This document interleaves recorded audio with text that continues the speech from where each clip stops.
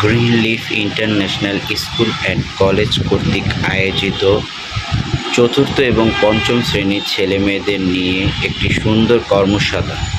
যে কর্মশালার তাদের কাজ দেওয়া ছিল যে তোমরা কিভাবে উন্নত এবং আধুনিক সুন্দর একটা শিক্ষা প্রতিষ্ঠান স্কুল প্রতিষ্ঠান কিভাবে তৈরি করবে, সেটা তারা তৈরি করে নিয়ে আসছে। এখানে মেহেজাবিন নেসা মারিয়া পঞ্চম শ্রেণীর একটি সুন্দর প্রতিষ্ঠান তৈরি করে নিয়ে আসছে। এই প্রতিষ্ঠানের নামটিও দিয়েছে গ্রিন লিফ ইন্টারন্যাশনাল স্কুল, যেটা আসলেই সুন্দর। যে স্কুলের সামনে রয়েছে সুন্দর ফাঁকা জায়গা, আমাদের জাতীয় পতাকা এবং বারান্দা খুবই সুন্দর, দেখলে চোখ জুড়িয়ে যায়। ঠিক এরকম মারিয়ার মতো আরও অনেক শিক্ষার্থীরা অনেক স্কুল এবং গ্রাম্য ঘর তৈরি করে নিয়ে আসছে, যা আমি আপনাদের এক এক করে দেখাবো।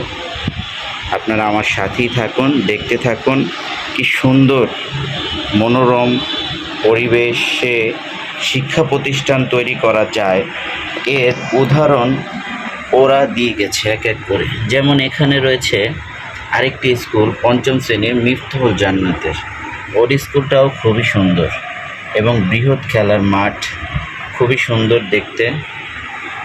এই যে আরও রয়েছে দোতলা ডুপ্লেক্স যে স্কুল হয় সেটার একটা ধারণা দিয়েছে আমাদের পঞ্চম শ্রেণীর রিন্থি।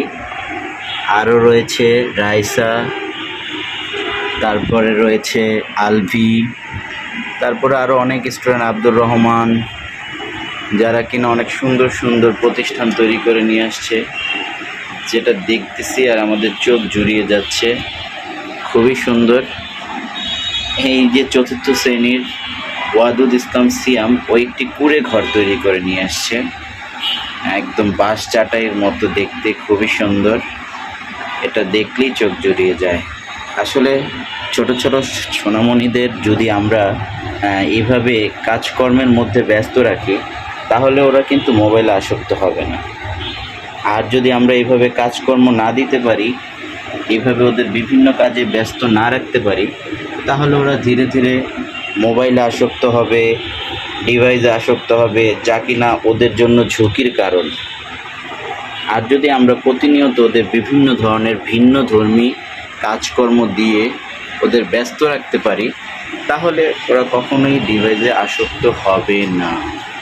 এর প্রমাণ হচ্ছে আমাদের এই ছাত্রছাত্রীরা, যারা কিনা 2 দিন যাবৎ চেষ্টা করে অনেক সুন্দর সুন্দর শিক্ষা প্রতিষ্ঠান